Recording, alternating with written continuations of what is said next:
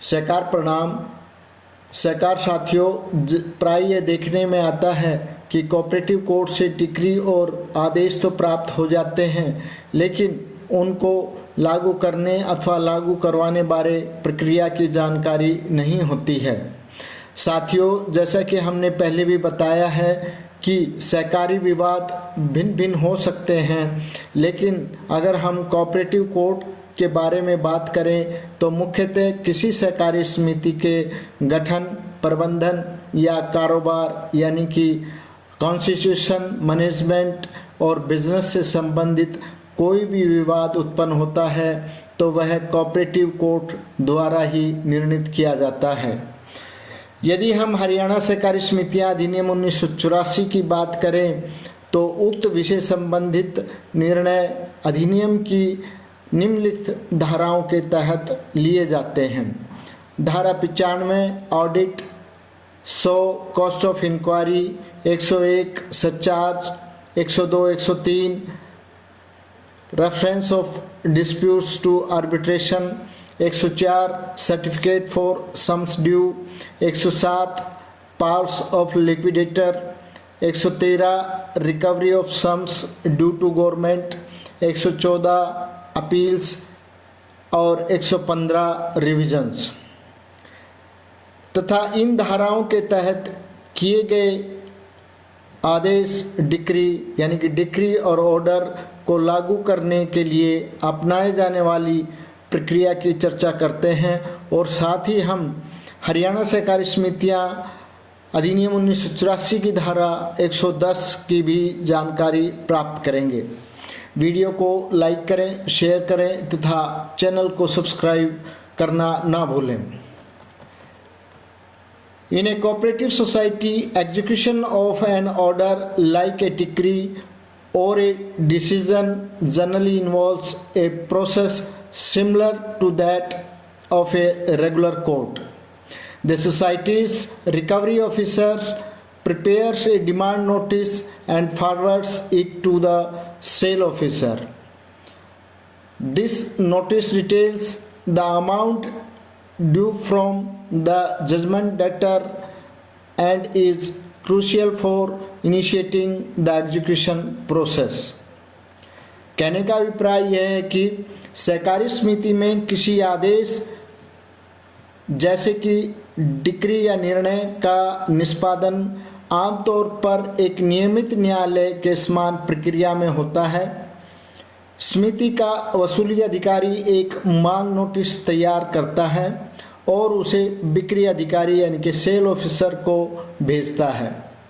यह नोटिस निर्णय ऋणी से देय राशि का विवरण देता है और निष्पादन क्रिया शुरू करने के लिए महत्वपूर्ण है।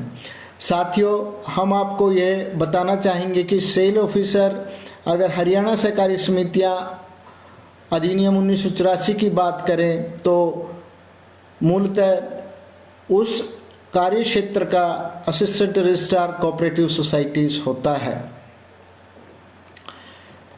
इसके अतिरिक्त order 21 of code of civil procedure 1908 CPC lays down the process for the application for the execution of decree and orders.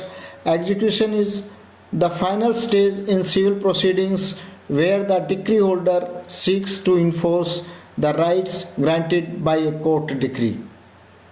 कहने का अभिप्राय यह है कि सिविल प्रक्रिया संहिता 1908 यानी कि CPC का आदेश 21 डिक्री और आदेशों के निष्पादन के लिए आवेदन की प्रक्रिया निर्धारित करता है। निष्पादन सिविल कार्रवाई के में अंतिम चरण है, जहां डिक्री धारक न्यायालय के डिक्री द्वारा दिए गए अधिकारों को लागू करना चाहता है। साथियों, अब हम ये जानते हैं कि डिक्री क्या होती है। What is a decree? The essential elements of decree are as follows. There must be a formal expression of adjudication. There must be judicial determination of the matter in dispute.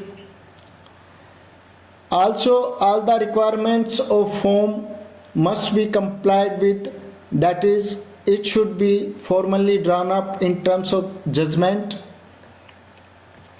Such adjudication must have been given in a suit. It is necessary that the execution must have been given in a suit. It must have determined the rights of the parties with regard to all or any of the matters in controversy in the suit. The term right means substantive rights of the parties and not merely procedural rights. The expression matter in controversy refers to subject matter of the suit with reference to which relief is sought. Such a determination must be of a conclusive nature. Determination of rights of parties must be conclusive and not interlocutory. An interlocutory order which does not decide the rights of the parties finally is not a decree. An order refusing adjournment or order refusing or granting interim relief are not decree. यानी कहने का अभिप्राय यह है, decree क्या है। Decree के आवश्यक तत्व इस प्रकार हैं: न्याय निर्णय की औपचारिक अभिव्यक्ति होनी चाहिए, विवादित मामले का न्यायिक निर्धारण होना चाहिए, साथ ही फॉर्म की सभी आवश्यकताओं के अनुपालना की जानी चाहिए, यानी इसे औपचारिक रूप से निर्णय के रूप में तैयार किया जाना चाहिए। ऐसा न्याय निर्णय किसी मुकदमे में दिया जाना चाहिए। ये आवश्यक है कि न्याय निर्णय किसी मुकदमे में दिया गया हो। इसमें मुकदमे में विवादित सभी या किसी भी मामले के संबंध में पक्षकारों के अधिकारों का निर्धारण किया गया हो। अधिकार शब्द का अर्थ पक्षकारों के मूल अधिकार हैं, न कि केवल प्रक्रियात्मक अधिकार हैं। विवादित मामले का तात्पर्य मुकदमे के उस विषय से है जिसके संदर्भ में राहत मांगी गई है। ऐसा निर्धारण निर्णायक प्रकृति का होना चाहिए। पक्षों के अधिकारों का निर्धारण निर्णायक होना चाहिए, न कि मध्यस्थ। ऐसा मध्यस्थ आदेश जो पक्षों के अधिकारों पर अंतिम रूप से निर्णय नहीं करता है, वह डिक्री नहीं है।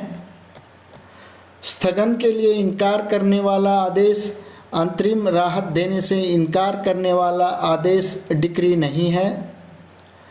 साथियों, ये तो हमने डिक्री के जो मुख्य अवयव हैं उनके बारे में बात की है। अब हम डिक्री को लागू करने की क्या प्रक्रिया है उसके बारे में चर्चा करेंगे।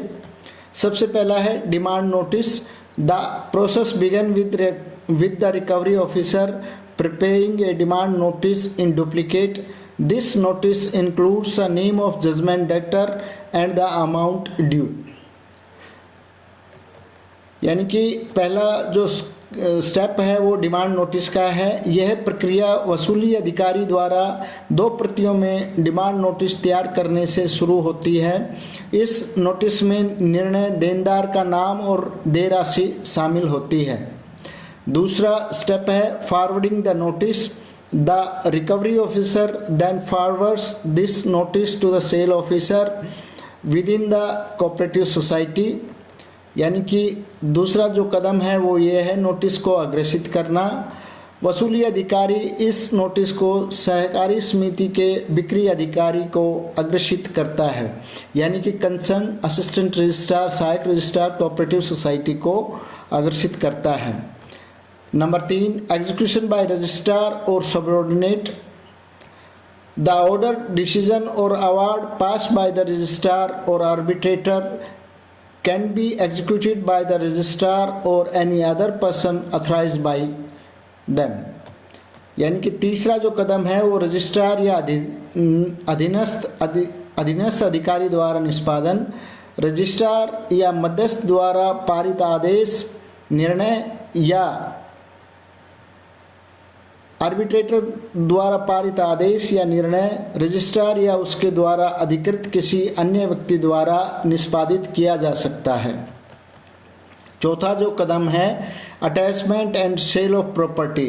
द एग्जीक्यूशन प्रोसेस में involve the attachment and sale of the judgement debtors property to recover the dues either with और विदाउट अटैचमेंट, यानी कि संपत्ति को कुर्की और बिक्री, यह चौथा कदम है। निष्पादन प्रक्रिया में बकाया राशि की वसूली के लिए निर्णय देनदार की संपत्ति की कुर्की और बिक्री शामिल हो सकती है, चाहे कुर्की के साथ हो या उसके बिना हो।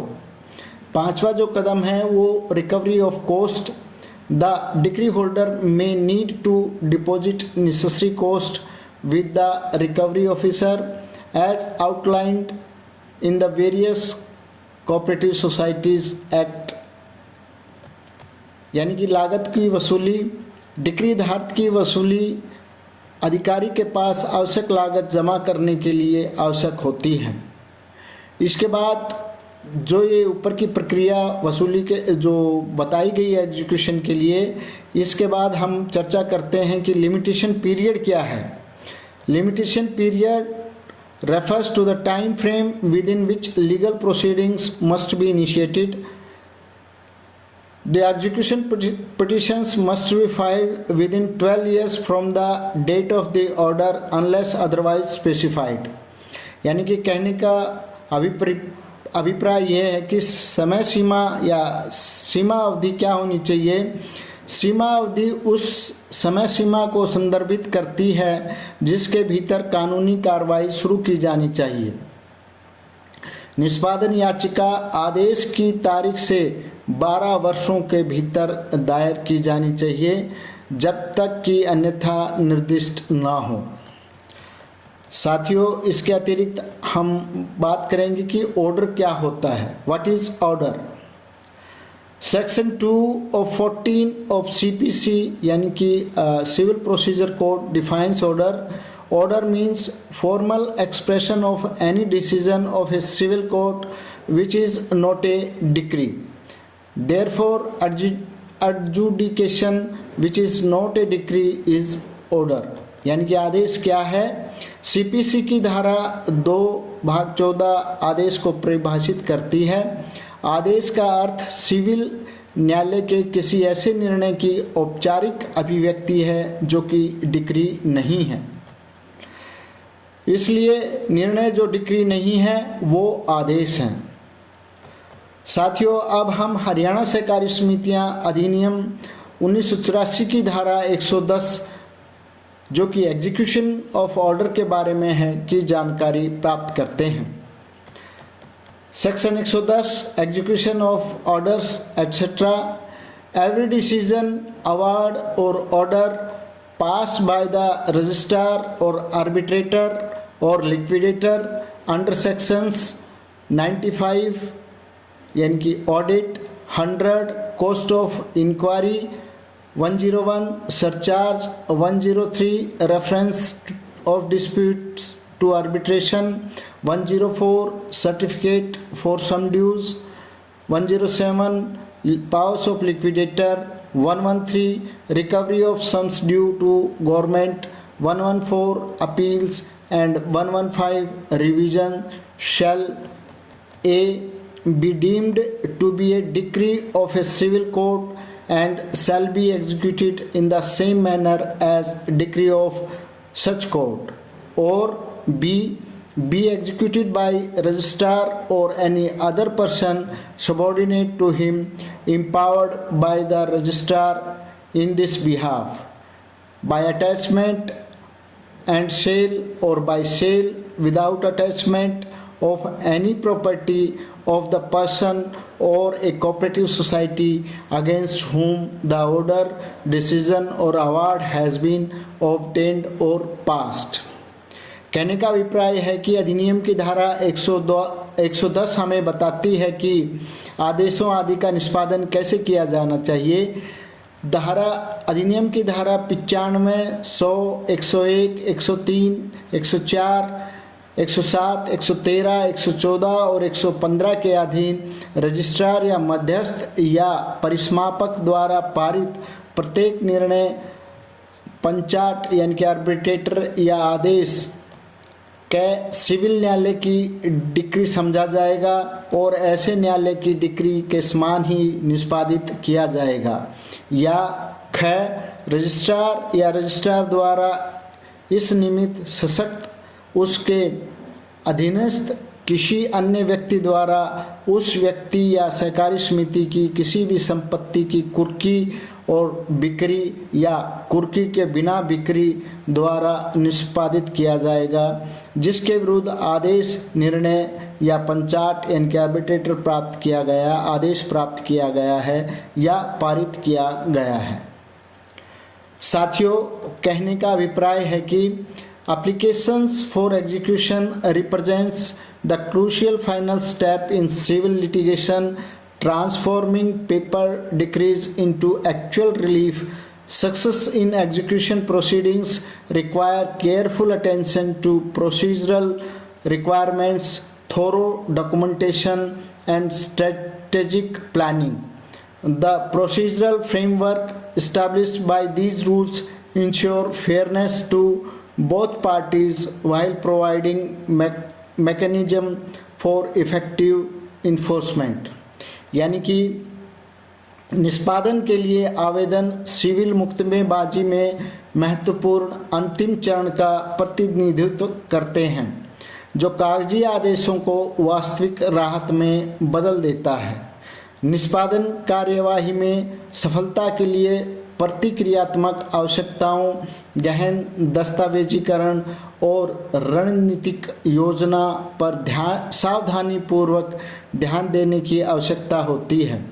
इन नियमों द्वारा स्थापित प्रक्रियात्मक ढांचा प्रभावी परिवर्तन के लिए तंत्र पैदा करते हुए दोनों पक्षों के लिए निष्पक्षता सुनिश्चित करता है।